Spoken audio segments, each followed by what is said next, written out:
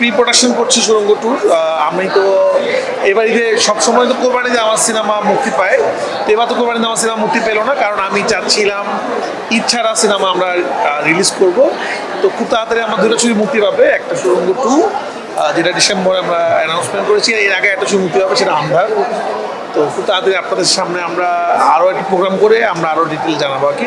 সুরঙ্গ two pre production চলছে, দেখা যাক শুটিং শুরু হবে। বিকেল চরিত্র হয়তো আসবে, বাট গল্প আসবে, কি আসবে না আসবে সেটা আমরা বলবো না। বাট দর্শকরা তো অনেক রকম কথা বলে, ইন্টারনেটে আমিও দেখি, বাট সব রকম কথা বিশ্বাস করার কিছু নাই। আমি আপনাদেরকে বলবো আমাদের অ্যানাউন্সমেন্টের জন্য আপনারা ওয়েট করেন, বা আমরা কি দিচ্ছি সেটার জন্য ওয়েট করেন।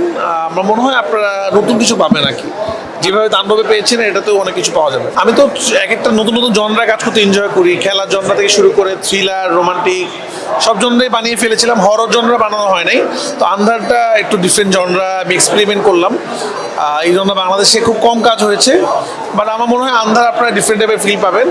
এবং অনেকদিন পর আমি ডিফারেন্ট রাইটারের সাথে কাজ করলাম, যে ছবিটা আমি লিখিনি, তো এটা আমার মধ্যেও একটা অন্যরকম ভালো লাগা কাজ করেছে। তো ভালো, আন্ধারের পোস্ট চলছে। রিসেন্টলি আমি দেশের বাইরে ছিলাম, আন্ধারের পোস্ট থেকে আমি আসলাম, এটি চলছে, তো ভালো লাগছে। আন্ধারের পোস্ট, সুরঙ্গ ট্যুর, প্রি প্রোডাকশন সব কিছু মিলে ভালো।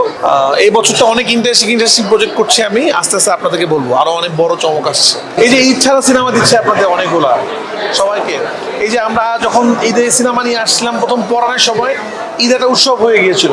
তো এখন ঈদ ছাড়া আবার সব দর্শকরা সিনেমা হলে আসা বন্ধ হয়ে গেছে, তো আমরা চেষ্টা করছি ঈদ ছাড়াও যেন আপনাদের সাথে বারবার দেখা হয় সেরকম কিছু করার জন্য। আন্ধার আসবে আমাদের ইচ্ছা পূজাতে, অক্টোবরে নিয়ে আসার ইচ্ছা আমাদের এখন পর্যন্ত, দেখা যাক।